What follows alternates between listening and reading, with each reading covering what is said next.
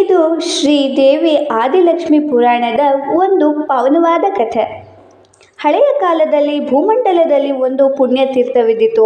ಅಲ್ಲಿ ಧರ್ಮಪ್ರಿಯ ಜನರು ವಾಸ ಮಾಡ್ತಿದ್ರು. ಆದರೆ ಕಾಲಕ್ರಮೇಣ ಭಕ್ತಿ ಕಡಿಮೆ ಆಗೋದಕ್ಕೆ ಶುರುವಾದಾಗ ಪ್ರಪಂಚದಲ್ಲಿ ಅಧರ್ಮ ಕೂಡ ಹೆಚ್ಚಾಗತ್ತೆ. ಇದರಿಂದ ಭಗವಂತ ಯೋಚನೆ ಮಾಡಿ ಒಂದು ವಿಶೇಷ ಶಕ್ತಿಯನ್ನು ಪ್ರಪಂಚದಲ್ಲಿ ಅವತರಿಸಬೇಕು ಅಂತ ನಿರ್ಧರಿಸ್ತಾರೆ. ಆ ಶಕ್ತಿಯೇ ಶ್ರೀ ಆದಿಲಕ್ಷ್ಮೀ ದೇವಿ. ಆದಿಲಕ್ಷ್ಮೀ ದೇವಿ ಮಹಾಲಕ್ಷ್ಮಿಯ ವಿಶೇಷ ಅವತಾರ. ಅವಳನ್ನು ಸತ್ಯ, ಶುದ್ಧತೆ ಮತ್ತು ಪರಿಶುದ್ಧ ಜೀವನದ ಸಂಕೇತವಂತ ಭಕ್ತರು ನಂಬ್ತಾರೆ. ಒಮ್ಮೆ ಸುಧನ್ವ ಎಂಬ ಬ್ರಾಹ್ಮಣ ತನ್ನ ಕುಟುಂಬದೊಂದಿಗೆ ದುರ್ದಶೆಗೆ ಸಿಲುಕಿರ್ತಾನೆ. ಅವನ ಜೀವನದಲ್ಲಿ ಧನಲಾಭವೂ ಇರಲಿಲ್ಲ, ಯೋಗಕ್ಷೇಮವೂ ಇರಲಿಲ್ಲ.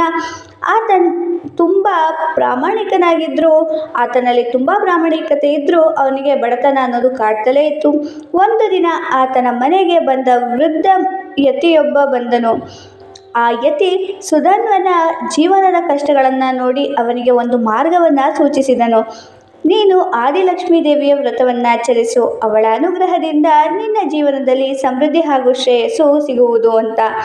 ಸುಧನ್ವನು ಯತಿಯ ಮಾತನ್ನು ಕೇಳಿ ಆದಿಲಕ್ಷ್ಮಿಯ ವ್ರತವನ್ನು ಪ್ರಾರಂಭಿಸ್ತಾನೆ.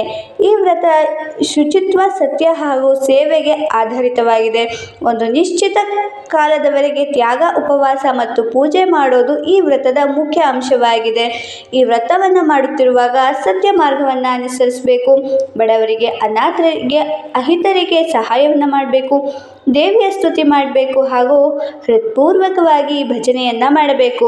ಸುಧನ್ವನು ಈ ವ್ರತವನ್ನು ಶ್ರದ್ಧೆಯಿಂದ ಮಾಡಿ ಆ ದಿನದಿಂದ ಅವನ ಜೀವನದಲ್ಲಿ ಅದ್ಭುತ ಬದಲಾವಣೆಗಳು ಸಂಭವಿಸಿದ್ವು. ಅವನಿಗೆ ಒಂದು ಹಳೆಯ ಸಾಲ ವಾಪಸ್ಸು ಸಿಕ್ಕಿತು, ಒಂದು ಹೊಸ ಉದ್ಯೋಗದ ಅವಕಾಶ ದೊರಕಿತು. ಅವನ ಕುಟುಂಬ ಸಮೃದ್ಧಿಯಾಗಿ ಸಂತೋಷದಿಂದ ಜೀವನ ನಡೆಸೋಕೆ ಶುರು ಮಾಡಿತು. ಅಲ್ಲಿಗೆ ಶ್ರೀ ಆದಿಲಕ್ಷ್ಮಿ ಕೃಪೆಯ ಆದಿಪುರಾಣದ ಕಥೆಯು ಸಮಾಪ್ತಿಯಾಯಿತು. ದೇವಿ ಶ್ರೀ ಆದಿಲಕ್ಷ್ಮಿಯ ಮಹಿಮೆ ಅಪಾರ. ಅವಳ ಅನುಗ್ರಹದಿಂದ ಪ್ರತಿಯೊಬ್ಬನ ಜೀವನದಲ್ಲಿ ಶ್ರೇಯಸ್ಸು ಉಂಟಾಗಬಹುದು.